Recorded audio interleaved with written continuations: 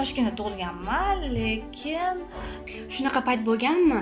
Shuncha harakatingizni esdan chiqarib, bitta qiyinchilik kelib, bo'ldi, kerak emas dizaynerlik, tashlayman bu sohani degan xayol o'tganmi ichingizdan? studentga pul yo'q. O'shanda kolgotkalar bor, ayollar kolgotkasini perchatkalar qilib, anaqa topiklar qilib, shunaqa kolleksiya chiqarganman. O'ylaymanki, lekin hammani o'zini DNKsi bor. Ya'ni Конечно, bittada ko'rgani, misol uchun shuni kiydi, men xayolim birinchisi keladi. Yokida Ijod bu nima degani? Ijod bu odam qachonki tinch o'tiradi, qachonki o'zini tinch his qilganda ideyalar keladi. Aslida biz uchun fashion bu ijod. Anaqa nom qo'yayotgan deb rosa o'ylab yurgan paytimda hamma meni azukar chaqiraverganiga men Azukar Moreno deb brend qo'yganman.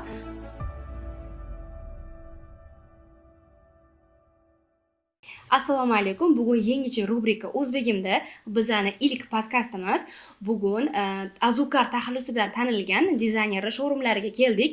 O'ylaymanki, hammaga qiziq bo'ladigan suhbat bo'ladi. Assalomu alaykum. Assalomu alaykum.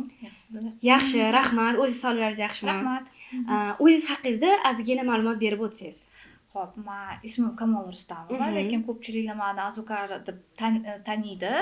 Azukar bu mening taxallusim. Taxallusi bu 2000-yillar boshida Ispaniyaga borib shu taxallusga ega bo'lganman. Toshkentda tug'ilganman, lekin o'qishni bitirayotgan paytimda menga o'qish bilimi sal yetmay turganiga qiziqib, boshqa o'zi juda ham qiziquvchan odamman-da. O'shaning uchun o'zimni nima desa bo'ladi, испытание судьбы deganda chet elga ketishga qaror qilganman. Necha yosh bo'lgan o'sha payt? O'sha paytda 20 yosh bo'lganman. Zo'r. 20 yoshda to'g'risini aytsam, ota-onam juda ham strogi bo'lishgan, даже buvimnikida yotib qolishga ruxsat ham berishmaganda, lekin как-то мне получилось убедить qilishga juda ham anaqa o'xshadi-da. Zo'r. Chunki men ham orzuyim chet elga ketish, lekin men ham uydagilarim juda ham so'raydi. O'shani so'ramoqchi edim. Qanaqa qilib ruxsat berishgan, qanaqa ko'ndirgansiz? Qiyin bo'lganmi ko'ndirganingiz baribir? Qiyin bo'lgan. Chunki aslida birinchi kurs o'qiyotganimda bizda Moskvadan professor bor edi. Shu professor, конечно, anaqa nima deydi, meni Moskvaga olib ketaman deb ota-onam bilan gaplashganda ota-onam ruxsat bermagan. Lekin men o'shanda bildim, что ular ruxsat berishmaydi deb. 3 yil davomida men ota-onamni qanaqadir ham nima tayyorgarlik qilyotgandim-da, чтобы shu narsaga sekin olib kelyotdingiz shu narsaga. Lekin mana уже viza olganimda esimda bor, birinchi vizamni adamga ko'rsatganimda даже sal ko'zlariga yosh kelgan, men uchun xursand bo'lganlar-da. Men o'shandan aslida men Madridda o'zimga o'qish topganman. Internetdan topgansiz-ku? Internetda topganman. O'sha paytda to'g'risini aytsam, juda qiyin bo'lgan. Nima uchun bunaqa WhatsApp yoki Telegram, ijtimoiy tarmoqlar bo'lmasdi. Men o'shanda ketganimda ham ota-onamga qo'ldan xat yozib bu yoqqa yuborardim. Даже shunaqa paytlarda-da. Drevniy paytlar. Yaxshi, o'zingizda kuch topib borgan ekansiz. Xo'p, keyingi savolim. Nega aynan brendingizni otini Azukar Moreno deb qo'ygansiz? O'zi Azukar Moreno men taxallusim bo'lganiga men 2014-yilda O'zbekistonga qaytdim va shu yerda qanaqa nom qo'yayotgan deb rosa o'ylab yurgan paytimda hamma meni Azukar chaqiraverganiga men Azukar Moreno deb brend qo'yganman. Menimcha juda ham qiziqarli bo'lgan. O'sha paytda to'g'risini aytsam 2014-yilda даже ko'pchiliklar bu so'zni aytolmasdi-da. Sложно было выговаривать. Lekin hozir bu уже shunchalik menga singib ketgan, даже birinchi marta o'qiyotgan inson tez o'qib, tez yoshlar bo'ladi-da. Nimaga sizni imенно Azukar deb chaqirishgan? Nimaga taxallusingiz unaqa bo'lgan? Endi men shu 2000-yillar boshida Ispaniyaga ketganimda, Ispaniya meni qo'l ochib kutib olmagan. O'qish qimmat bo'lgan. Shuning uchun o'zimni hayotimni qidirib borishim kerak bo'lgan. Shu o'shanda men bitta kichkina bolaga babysitter bo'lganman. U meni ismimni как Komola ular uchun boshqacha. Yo'q, boshqacha emas. Ma'nosi umuman boshqacha. Ma'nosi приставка va bu как ismdek ko'rishmagan. U meni Azukar deb chaqirardi. Azukar bu aslida shakar degani. Shakar degani. U bolaning familiyasi Moreno bo'lgan. Sen meni katta opamsan, meni opachamsan deb, ham seni familiyang ham Moreno deb, bir marta o'qishga olib ketganimda kursdoshlarim eshitgan, o'shandan keyin meni qolib ketgan Azukar Moreno deb. Zo'r bo'lgan ekan. Xo'p, keyingisi shu brendingizni boshlab yo'lga qo'yayotganingizda eng qiyinchilik nimadan bo'lgan? Ya'ni endi boshlayotganingizda. To'g'risini aytsam, aynan endi boshlayotganda aslida unaqa qiyinchiliklar emas ekan. Qiyinchiliklar keyin kelar ekan. Aslida boshida biz o'ylaymiz, qiyinchilik. Boshida U qiyinchilik emas ekan, u ham esdan chiqib ketar ekan. Shuning uchun men o'ylaymanki, men juda ham osonlik bilan boshladim. Nima uchun? To'g'ri, ko'plar o'ylaydi, brendga juda ham katta pul sarflash kerak edi. Bunga anaqa nima deydi, ko'p vaqt kerak. Men uchun men nima sarfladim? Men o'zimni aslida bir 20 yillik tajribamni sarfladim. Bu eng asosiysi bo'lgan. 2014-yilda agar Azukar Morenani birinchi marta registratsiya qilgan bo'lsam, unda men to'g'risini aytsam $100 yoki $150 bilan boshlaganman. Birinchi kolleksiyangizga kiyimingizga kerak bo'lganda pul. Da, shunaqa bo'lgan, lekin bu O'zbekistonda bo'lgan, lekin bu ilk kolleksiyam bu yerda bo'lmagan. 2014-yilda bo'lmagan demoqchiman. İlk kolleksiyam bu 2000-yilda bo'lgan. Men o'shanda nima desa, bolajonlar shirin toylar degan festival bo'lardi. O'sha yerda kichkintoylar uchun kolleksiya yaratganman. U ilk kolleksiyam bo'lgan va undan keyin o'sha yili Lola Safi uyushtirgan festival o'sha yerda qatnashganman. U kolleksiyaga to'g'risini aytsam men pul ishlatmaganman, chunki u kolleksiyada polniy nima desa bo'ladi. Rasxodlarni ko'tarishgansiz, tikan Yo'q, ideya qilgansiz. hech kim hech qachon rasxodimni hech qachon hech qayerda ko'tarmagan. U yerda men uydagi chiqqan mato, to'g'risini aytsam, bu 2000-yil men nima desa bo'ladi, studentka, pul yo'q. O'shanda kolgotkalar bor, ayollar kolgotkasidan perchatkalar qilib, anaqa topiklar qilib, shunaqa kolleksiya chiqarganman. Voy, yo'q narsadan yo'q bor narsa narsa qilgan ekansiz. Uyda nima qo'limga tushsa, paket tushdimi, boshqa tushdimi, pat tushdimi, o'sha yerdan kolleksiya qilib chiqarganman. Men uchun u paytda nimadir qanaqadir kolleksiya qilish emas, menga shu ichiga kirib olish edi-da. Kirib olsa, boshlab olsa bo'ldi. Boshlab olsa bo'ldi. Endi mening hayolimda shu bo'lgan, o'shandan boshlangan. Shunaqa payt bo'lganmi? Shuncha harakatingizni esdan chiqarib, bitta qiyinchilik kelib, bo'ldi, kerak emas dizaynerlik, tashiyman bu sohani degan xayol o'tganmi ichingizdan? To'g'risini aytsam, men dizaynerlikni tashiyman deb necha marta hayolimga kelgan. Bir martasi bu Madridda bo'lgan 2017-yilda. Men umuman boshqa sohaga o'tib ketmoqchi bo'lganman, lekin baribir bu soha meni chaqirib yuborgan. Lekin aynan konkretniy shu narsaga hademay где-то 2 hafta o'tdi. Men to'g'risini aytsam, mana hamma narsamni nima ko'rayotgan bo'lsanglar, men o'ylaganmanki, hammasini tashiyman deb chiqib ketaman, bu yoqqa qaytib kelmayman. Boshqa chegaraga ketmoqchi bo'lgansiz shunda? Yo'q. Vashe ertalab uyg'onaman, ishga kimgadir ishchilarni anaqa nima deydi, kuzatish yoki nima bo'layotgani hech narsani qilmayman, xolasi ishchilik ketsin, kim xolasi bu yoqqa kirib nima xolasi o'shani olib ketsin degan xayolim ham keldi. Bu narsani sababi ham bo'lgan, Nima sabab? To'liqroq aytib bera olasizmi? Da, можно, chunki agar mana shu joyni ko'rayotgan bo'lsanglar, 4 yil oldin shu yerga kelganimda bo'sh joy bo'lgan, shu joyni arendaga olganman. Men endi Ispaniyadan qaytib, shu yerda ishimni boshlayman degan paytimda juda ham ko'p qiyinchilikka duchor bo'lganman. Birinchi qiyinchilik ayollarga bo'lgan munosabat. To'sqinlik. Erkaklardan. Ikkinchi to'sqinlik, mana ishi boshladikmi, kimdir ketidan kovlash. Uchinchi qiyinchilik. Bu yoqqa kelganimda dizaynerlar yo'q edi. Bu yerda faqat hunarmandlar o'tirardi, lekin juda ham zo'r edi, menga ham tinch joy yoquvdi. Bu yerda rivojlantirish boshlaganimda bitta tema bor O'zbekistonda. Mana bittasi apteka, dorixona ochdimi, ketidan rosa dorixonada. Endi shu yerda ham shunaqa bo'ldi. To'g'ri, men anaqa hamma o'zini nasibasini qidirib keladi. Bu yerga juda ham taniqli dizaynerlar ham kelganiga bizga ham katta plus bo'ldi. Nima uchun?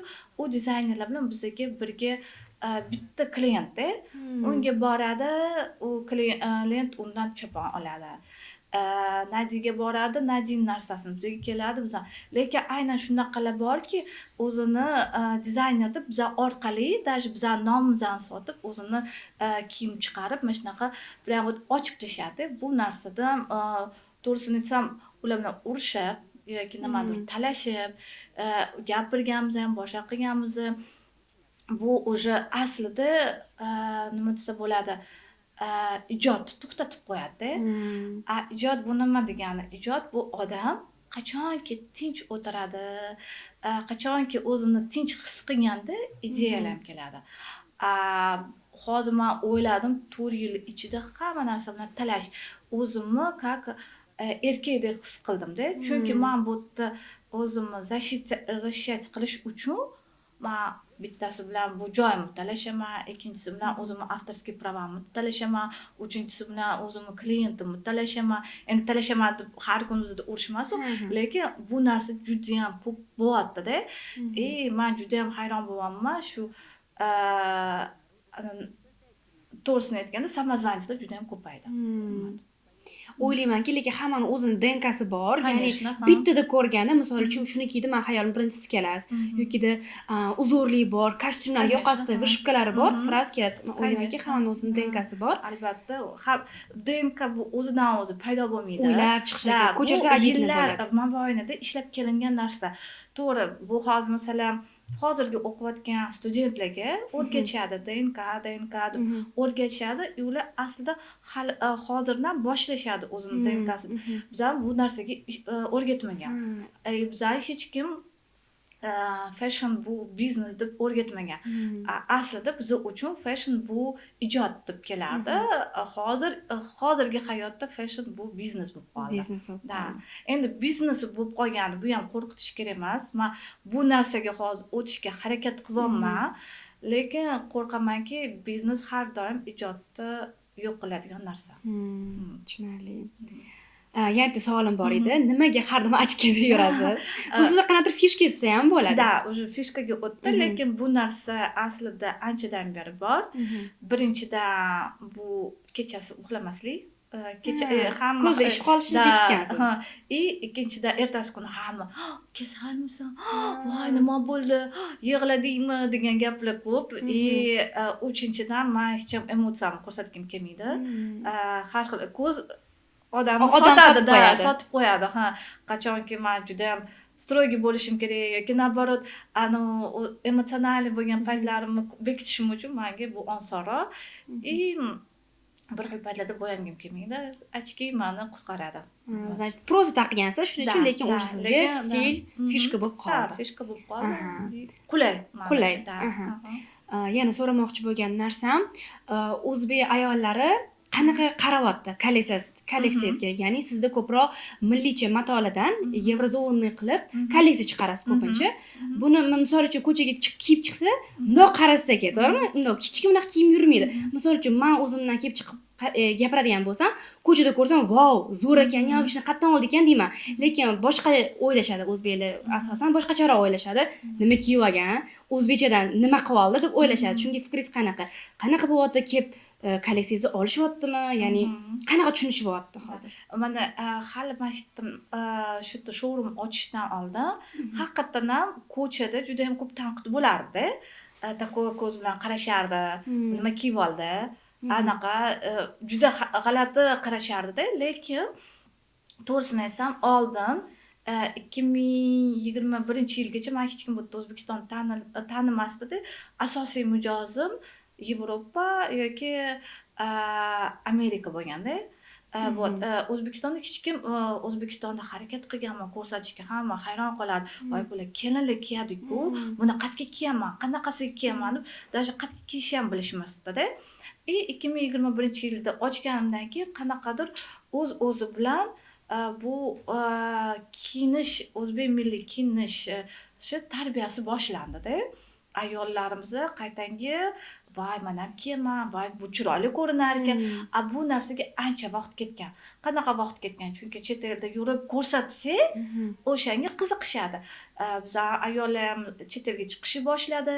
Qiziqib bizning choponlarni yoki ko'ylaklarni kiygandan keyin уже tashqarida yevropaliklarni reaksiyasini ko'rib, o'ziga samotsenka oshirib, o'shanda ular tushunishdi. Lekin haqiqatan ham hali ham bor bu narsa.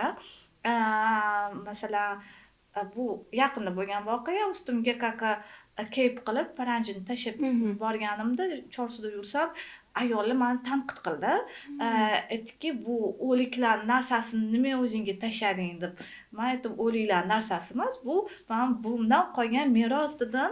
O'zimni yelkamda olib yuraman shu merosni ko'rsataman dedim. Lekin tanqidlar bo'lib turadi. Kam hozirgi paytda kamroq, lekin bu narsa bo'lardi. Bo'lardi. Hozir masalan fashion weeklar, har xil anaqalar boshlanganda bizga даже har bitta fashion week bo'lishdan oldin yoki bizning pokazdan oldin ayollar kelishadi. Ertaga sizlarning pokazinglarga kelaman, kiyimlarni sotib olaman deydi. Shunaqa qilib уже kiyinib ham boradi. Yoki даже bizning pokazimizda bo'lmasa ham qanaqa ajralib turishdi kiyinishadi-da.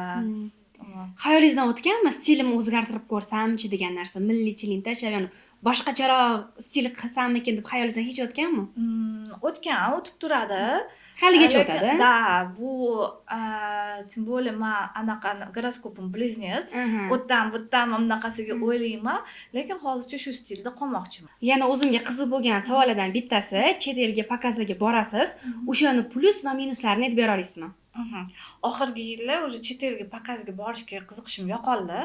Nima uchun? Chunki chet elga pokazga borish uchun u yerda o'zimizning magazinimiz bo'lishi kerak va u yerda yashash kerak.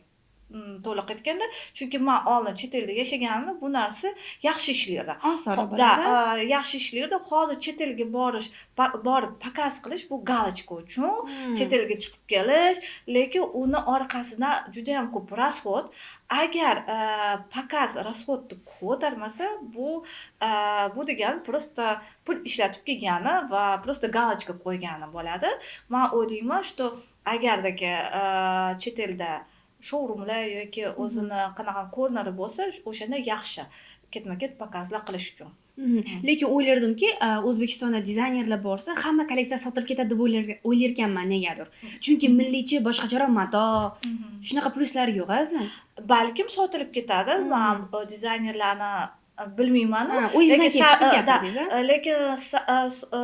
Lekin sotilishi, masalan, men to'g'risini aytsam, meni Malayziyaga taklif qilishganda, voy nima borar ekan, umuman Malayziyani o'rganib chiqmasdan men kolleksiya olib borganman. O'sha yerda haqiqatan ham 20 ta obraz ko'rsatgan bo'lsak, hammasi sotilgan bir kunda.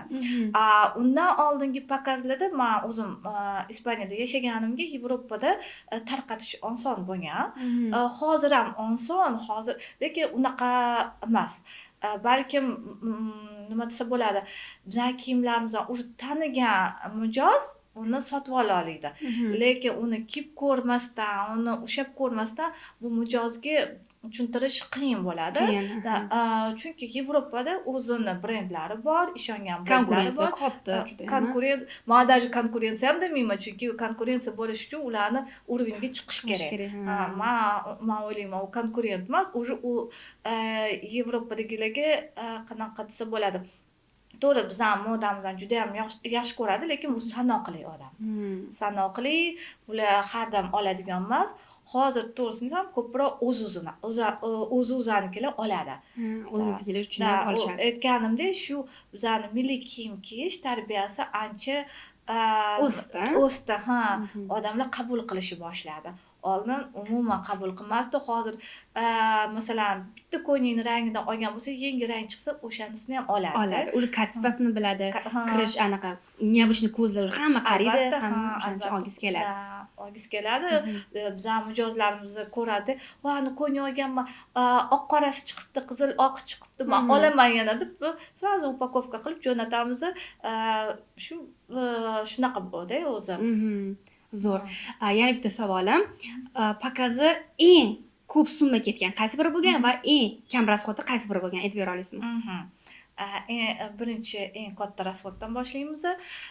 Har bitta pokaz har xil rasxod bo'ladi, qatnashimizga qarab, lekin avtorskiyimizga to'g'ri kelsa, bizning eng katta qimmat pokazimiz bu Dutorim kolleksiyasi bo'lgan. Dutorim kolleksiyasi to'g'risini aytsam, tayyorgarlik haqiqatan ham yaxshi bo'lgan. Uni bilganingizdek fazlini qilardi. Men esimda bor, svet $400 bitta svet, boshqa narsa shuncha bo'ladi, 500, 600 mana shunaqa deyapti-da. Endi har bitta narsa yig'ilgandan keyin katta summaga kelgan. Men aytdim, fazlini sal anaqa qilaylik, voy shuncha harakat bo'lyapti, bitta zo'r qilaylik deb gapirardi. O'sha pakazimizni joyimizni sразу aytaman, tekin bo'lgan. Chunki biz pakaz qilishdan oldin 1 oy oldin konservatoriyaga borib va rektor bilan gaplashib, bizlarni juda ham yaxshi qabul qilganlar, bizga ishonib, bizga o'zi nima desa bo'ladi, o'sha lokatsiyani berdilar va faqat bizdan va'da oldilar, ish qilib kalta-kulta erkaklarga ayollarning kiyimini kiydirmaysizlarmi deb so'rab oldilar.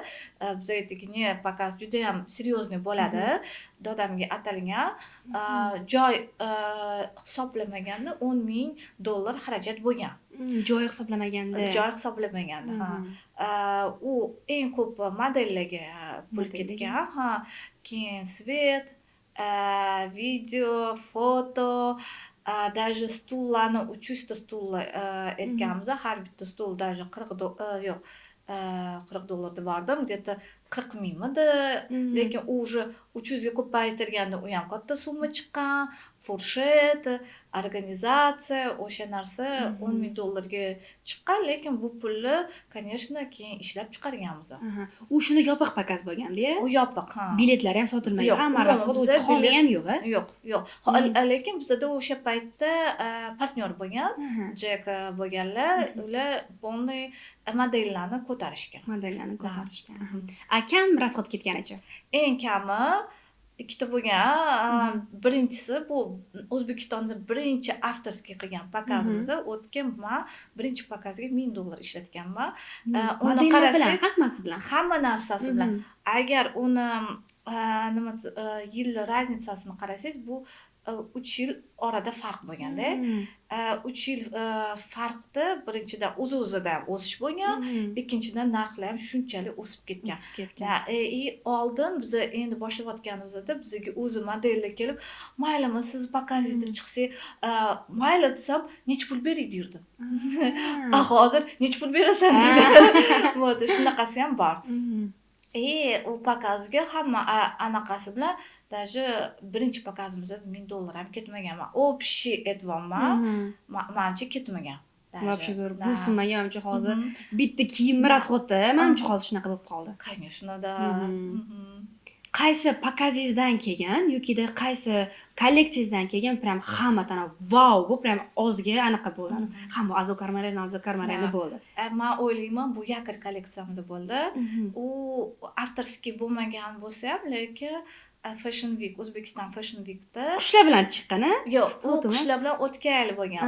U Fashion Week Fazliddin Dilnoza Mirzakova bilan birga ishlagan paytda u bilasizmi, qayerda bo'lgan?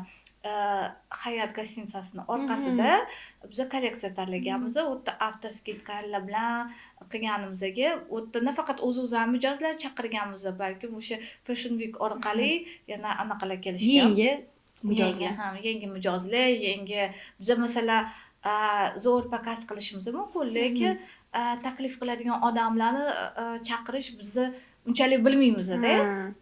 Chaqirish va ularning rasadkasini bilmaymiz. U narsani o'ziga O'zbekiston Fashion Week olgan. Menimcha eng katta takoy nima desa bo'ladi, shov-shuv bo'lib ketgan. Chunki ertasi kuni ertalab bizda pakazdan keyin mana biz uxlab kelmoqchi bo'lgan paytda ertalab уже eshik ochilmasdan oldin очередь bo'lgan. Biz u kolleksiyamiz bir haftani ichida 70% sotilgan. Ertasi kuni hammasi почти, undan keyin sekin bu kolleksiyani juda ham katta kolleksiya bo'lgan. Nechtalik bo'lgan kiyim? O'tda menimcha 40 ta obraz ko'rsatganmiz. 40 ta obraz bu degani har bitta obrazda 2-3 ta kiyim stilizatsiyasi bo'lgan. Juda ham katta. O'tga ham sumka, ham oyoq kiyim ham kirgan, ham bosh kiyim ham kirgan. Bosh kiyimi bizga Kolumbiya bilan nima deylardi? Kolumbiyani granitsasida qilishardi. Oddiy hunarmandlar oyoq kiyimni Qozog'istonda qilishgan. Har xil joydan qildirib olib kelgan. Sumkalarni Moskvada tikishgan. Juda ham katta kolleksiya bo'lganda, haqiqatan ham butun dunyodan o'sha hunarmandlar biz bilan birga ishlagan. Uni rasxodi ham katta bo'lgandir. Kolleksiyaga to'g'ri katta bo'lgan, lekin O'zbekiston Fashion Week bizani taklif qilgan. Shunday, Unda zo'r. Pakazlarda, pakaz haqida gap ketayotgancha shuni ham so'rab oling. Pakazda ko'pincha azukar degan muzika bo'ladi. Uni o'zingiz ayttirganmisiz avtorskiy qilib yoki u bor muzika? Men mana shu narsada juda ham qiziqaman, chunki kolleksiya chiqyapti, bu yerdan sizni brendingiz otida, ya'ni odam emotsiyaga beriladigan pakazlar bo'ladi. O'shani men ham ko'rganman-da. O'shani aytib bersiz shu haqida, bu muzika muzika haqida. o'zi brendimizni gimni bo'lib qoldi. Agar даже pakazda ham ishlatmasak, oxirida poklonga chiqqanimda shuni qo'yiladi. Aslida bu bo'lgan muzika bor. Muzika buni kolumbiyalik qiz aytgan. To'g'risini aytsam, u muzikani o'zimga qo'yishni o'ylamagan edim, lekin har doim menga o'zim masalan ispaniyalik yoki latin amerikalik mijozlari meni qo'yayotganda shu foniga shu muzikani qo'yishardi. Shu muzika men bilan assotsiatsiyasi bo'lardi. U muzikani hech kim O'zbekistonda eshitmagan. Eshitmagan. Hozirgi paytda даже taksiga o'tirsam va taksist eshitib ketadi yoki qanaqa joyga kirsam fonda chalib turadi. Men o'ylayman, что muzikani bu yerda shu pakazdan keyin tanishib boshlashdi. To'g'ri. Lekin zo'r tushib qolgan ekan. Brend undan oldin bo'lganmisizda, keyin muzika oldinroq chiqqani? Yo'q, muzika chiqqan, menimcha, yo'q, bizning brendimiz 2014-yilda registratsiyasi bo'lgan bo'lsa, muzika menimcha 2019-yilda chiqqan. Sizlar muzikachilar sizdan ko'rishgan. No, u o'ta ma'nosi brend haqida emas-da, o'ta ma'nosi aytavering. O'ta endi bu Latin Amerika, agar siz seriallarni ko'rgan bo'lsangiz, emotsionalniy ayol kishi erkak kishiga bo'lgan muhabbat to'g'risida o'zi aslida sani nima desa bo'ladi, koja terimi? Sani tering xuddi jigaring shakarga o'xshaydi degan ma'no. Plagiat haqida fikringiz. Ya'ni ko'chirishlar haqida fikringiz. Meni plagiat to'g'risida fikrim bu сразу aytaman, juda ham nima desa bo'ladi, bu narsaga tanqid bilan qarayman, lekin oxirgi paytda sal o'zim bu narsadan tushirdim. Plagiat to'g'risida hozir juda ham ko'p temalar ko'tarilyapti. Chunki mana biz yillar davomida biz o'zimizning DNKmizdan ishlab, o'z-o'ziga mehnat qilib tanilsak, oddiy narsani ham chiroyli qilib chiqarsak, kimdir oladi, o'sha biz raskrutka qilgan narsani oladi, o'ziga ko'chirib oladi. Bu plagiat yomon narsa, bu narsani endi hozir yuridik tarafda уже ancha kurash boshlandi. Ko'p dizaynerimiz buni hozir ko'taryapti. Ko'rdim Instagramda. Menimcha bu juda ham yaxshi tema, chunki ko'pchiliklar erkin beryapti o'ziga. Erkin beryapti. Okey, bizga juda ham ko'p studentlar keladi, juda ham ko'p yosh dizaynerlar boshlayotgan dizaynerlar har yili praktika o'tadi. O'zini diplom ishiga bizdan qanaqadir elementlarni qo'yadi. U narsaga hech qachon tanqid qilmaymiz. Bizdan o'rgandimi, bizdan bu narsani o'ziga впитать qildimi? Zo'r, значит, bizdan o'rganib, nimadir o'ziga o'zini stiliga moslashtirib qilyapti. Bu degani plagiat emas, bizdan ilhomlangan. Albatta buni o'zini diplom ishida gapiradi, o'zini proyektlarida gapiradi, lekin qaysidir o'zini men o'zim dizaynerman deb tanityapti-da, bizani ishlarimdan ko'rsatish bu uyat deb o'ylayman. Yosh dizaynerlardan kimlarni bilasiz va yosh dizaynerlarga qanaqa maslahat bergan bo'lardingiz? Nimaga bu savol menga qiziq bo'ldi? Chunki o'zim ham boshlayotgan yangi dizaynerman. To'g'ri, bu narsaga yoshligimdan beri shunga o'qiyman, lekin mana boshlayman deyman, nimadir qo'rquv bo'ladi, orqaga tortaman. Yana boshlayman deyman, jaketni chiqarib ko'rdim, to'g'ri, sotilib ketmadi, tarqatib yubordim o'rtalarimga-da, yana minusga ishlagani uchun, odam bag'rigan boshlashga, risk qilishga qo'rqib qolar ekan. O'shanga maslahatlaringizni bersangiz yosh dizaynerlarga. Hozir bizga juda ham ko'p praktikantlar, studentlar kelyapti-da, haqiqatan ham yosh dizaynerlar orasida juda ham zo'r nima deydi, hozir talantlar ko'paydi. Judayam zo'r talantlar ko'paydi. Haqiqatan ham yosh dizaynerlar to'g'ri yo'lni hozir ketyapti, to'g'risini aytsam. O'zini как biznesmen, ijodkor, ular уже hozir bu narsani ikkita tarafni baravariga olib ketishyapti. Yosh dizaynerlardan men Cherry-Mix'ni juda ham ko'p kuzataman.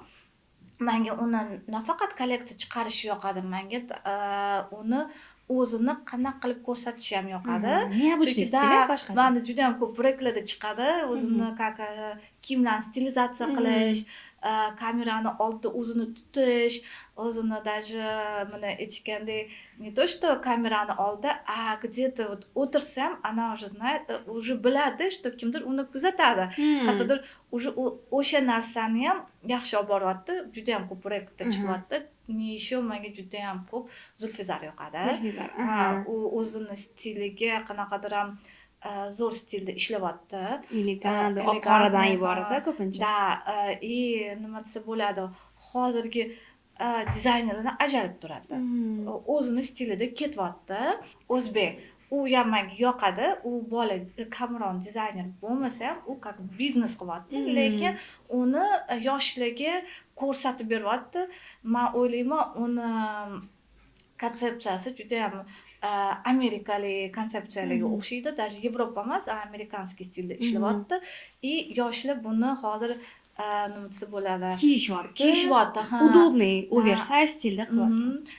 Endi oversize уже немножко jonga tegdi, lekin u yengillik nimadirlarni qilyapti, rivojlanyapti. Men haqiqatan ko'chada juda ham ko'p ko'raman. O'zbek молодцы. Mana shu ishda. Undan ham ko'p hozir xayolimga kelmadi. Yoshlarga shu maslahatingiz nima bo'lardi? Mandagalarga boshlamagan, tashab qo'ygan, qo'rqib qolgan. Men shu qo'rqmaslik. Chunki mana shu yerda showroom ochganim ham to'g'risini aytsam, men o'zim juda ham qo'rqaman. Smelo emasman, lekin majburiy bo'lgan paytda уже odam qilishni boshlaydi. Men eski joyim arendam tugab qolganim uchun, men qayerga borishni bilmaganim uchun men bu yoqqa kelib va ochganimdan keyin men o'yladim, nimaga bunaqa chiroyli joyi odamlarni chaqirib, men bitta kiyimlarni sotib olish qilmasam deb, endi qo'rquv bilan qildim. Ishlab ketdi. Hech qachon qo'rqmaslik kerak. Har bitta yaratilgan kiyimni o'zini mijozi chiqar ekan. Chiqadi. Unga ham sekin kelsa kerak odam. Hozir уже sekin kelmaydi, уже hozir tezroq. Yo'q, aytmoqchimanki, misol uchun mana har xil narsa qilib ko'rasiz-ku, mana misol uchun.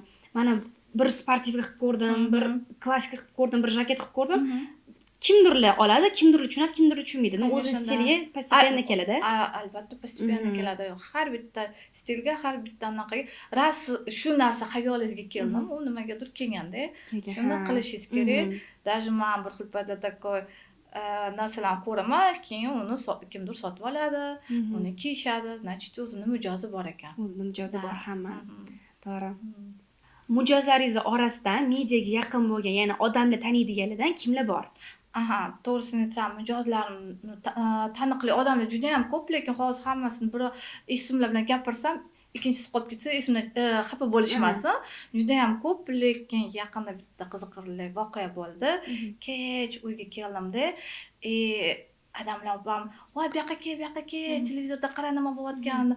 Va keyin qaraysa, rossiyskiy передачада birinchi kanalda bitta ayol o'tiribdi, polniy bizning kiyimda, bizning ko'yni, sharflar, hammasini как biza lookbookda ko'rsatgan bo'lsa, xuddi shunaqa kiyingan. Voy, hayron qoldim. Keyin qidirib borsam, bu juda ham taniqli piarshik ekan. O'zi prodyuser, piarshik, taniqli inson. Juda ham ko'p olishadi butun dunyoga. Siz sezmagansiz? Men bilmaganman. Haligacha ham o'ylayman, qayerdan olgan ekan. Buxoroda ham joyimiz bor, Toshkentdami yoki aeroportdami, shuni o'ylab hech bilmaganman, lekin menga juda ham qanaqadir o'zimni o'sha paytda как раз anaqam nima deydi, tushkunlikka yurgan paytlarim edi. Motivatsiya bo'ldi. O'zbeklardan kimlar bor bunda? Bir ikkitasini esingizga kelganlardi, qolgan xat bo'lmaydi. Blogerlar bor. To'g'risini aytsam, blogerlar, bizga kelgan blogerlar hammasi sotib oladi. Unda hech qachon barter yo'q. Men o'ylayman, bizning narxlarimiz juda ham qulay.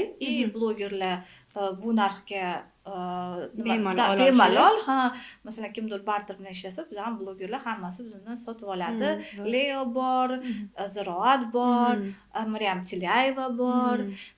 Bu blogerlardan aytsak, taniqli ashulachilardan Ziyoda, kim bor, gruppa Sitora, ularham.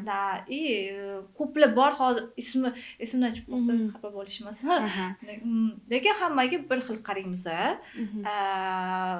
Blogermi, taniqlimi, ular ham bizga как mijozda. Aeroport deganingiz esimga tushib ketdi. Aeroportdan o'tayotganimda boshqalarga ko'zim tushmadi. Birinchi ko'zim tushgan narsa sizni narsalaringiz turuvdi. Qanaqa qilib aeroportga qo'ydi? Chunki men o'tib ketyapman. Bunda orqaga qaytganman-da, to'g'risini o'tib. Voy, qanaqa qilib bo'lib qoldi? Nimadan keyin qo'yildi? Qanaqa kirdingiz aeroportga? Endi ko'pchiligiga baribir qiyin u yoqqa kirish. Da, aeroportga kirish qiyin. O'tda to'g'risini aytsam, tender bo'lgan. Tenderdan o'ta olmaganman. Juda ham ko'p menimcha brendlar qatnashgan, tenderdan o'tisha olmagan, lekin men sudba bo'lgandek aeroportda ochilayotgan paytda представитель O'zbekistonga kelgan, bizga bu yoqqa kelgan, uni ko'rsatishgan, lekin u paytda kiyimlarim yo'q edi. O'sha kuni ertalab bitta ayol kelib bizdan sovg'a uchun narsalar rosa olib ketdi-da. Voy, shunaqa odam keldi, biz hech narsa sota olmadik, o'zimiz ham narsalarimizni ham ko'rsata olmadik deb tushkunlikka tushgan bo'lsam, u ertalab olib ketgan sovg'alar uchun olib ketgan ayol, bu ayolni uyda mehmon kutib, unga bergan. O'shandan keyin voy, bu brend bizda bo'lishi kerak degan, bizani sifatimizdan ko'rgan, ishlatayotgan mazmunni ko'rgan. O'sha paytda brendimizni европейский registratsiya bo'lgani uchun aeroportga, ya'ni bu zona duty free-ku, shu zonaga kirib olish uchun men uchun juda ham ko'p osonlik keltirgan, chunki o'tga dokumentatsiyasi sal qiyinroq bo'lgan ekan. Shu bilan kirib ketdik. Nasib qilgan ekan. Birinchi brend duty free ga kirgan biz hisoblanamiz. Zo'r. Hammaga nasib qilsin. Inshaalloh. Mana o'rtoqlar, podkastimiz ham tugadi. Sizlarga yoqdi degan umiddamiz. Qiziq savolinglar bo'lsa, kommentariyada qoldiringlar. Agar video sizlarga podkastimiz yoqqan bo'lsa, like qo'yish ham eslardan chiqmasin. Rahmat sizga kattakon. Hamma bilan xayrlashib qolamiz. Hammaga xayr.